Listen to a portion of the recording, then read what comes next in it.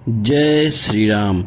प्रिय भक्तों, आज हम सुनेंगे रामचरितमानस बालकांड के दोहा 60 से 70 तक की दिव्य कथा। एक ऐसा प्रसंग जहाँ स्वयं भगवान श्री राम के अवतार का मार्ग प्रशस्त होता है। उस समय पृथ्वी राक्षसों के अत्याचारों से पीड़ित थी। रावण और उसके समान दुष्टों ने तीनों लोक में आतंक फैला रखा था।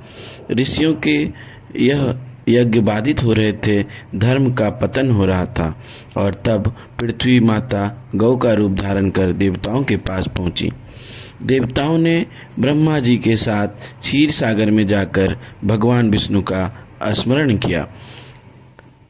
हे प्रभु, पृथ्वी की रक्षा कीजिए, अधर्म का नाश कीजिए। और तब आकाशवाणी हुई, भय मत करो, मैं अयोध्या में राजा दशरथ के यहाँ पुत्र रूप में अवतार लूँगा, धर्म की पुनः स्थापना करूँगा। यह सुनकर देवताओं के हृदय आनंद से भर उठे। भक्तों, भगवान का अवतार केवल राक्षस वध के लिए नहीं होता, वे आते हैं भक्तों की रक्षा के लिए, धर्म की स्थापना के लिए और संसार को भक्ति का मार्ग दिखाने के लिए। अब कथा बढ़ती है अयोध्या की ओर, जहां महाराज दशरथ राज करते थे।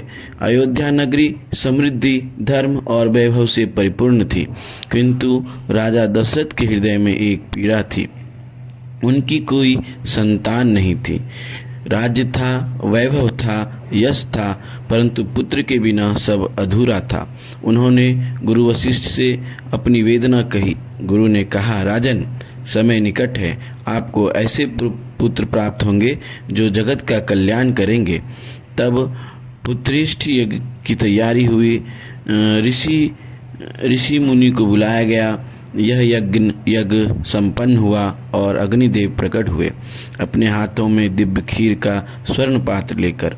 उन्होंने कहा, हे राजन, इसे अपनी रानियों को प्रदान करें, आपको दिव्य पुत्रों की प्राप्ति होगी। राजा दशरथ ने श्रद्धा से वह खीर कौशल्या, केकई और सुमित्रा को प्रदान की।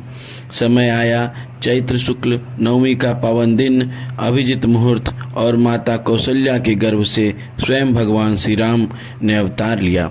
देवताओं ने पुष्प वर्षा की, गंधर्व गाने लगे, अप्सराएं नृत्य करने लगी, पूरा ब्रह्मांड आनंदित हो उठा। माता कौशल्या ने जब प्रभु का दिव्य रूप देखा तो वे विस्मित हो गईं। उन्होंने देखा, यह कोई साधारण बालक नहीं, स्वयं परम ब्रह्म है। परंतु प्रभु ने माता के प्रेम के लिए फिर बाल रूप धारण कर लिया। भक्तों, जो संपूर्ण ब्रह्मांड के स्वामी हैं, वे भी प्रेम से बंध जाते हैं। भक्ति ही भगवान तक पहुंचने का सबसे सरल मार्ग है। यदि आप श्री राम के भक्त हैं तो कमेंट में लिखें, जय श्री राम। वीडियो पसंद आए तो लाइक और शेयर अवश्य करें। फिर मिलेंगे अगली राम कथा में। जय सिया राम, जय सिया राम। बोलिए पवन सुत हनुमान की जय।